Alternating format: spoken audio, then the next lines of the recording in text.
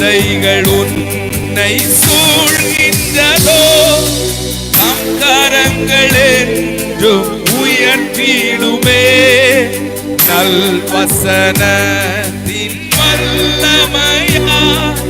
வல்லவரின் சமூகம் நிறைந்திடுமே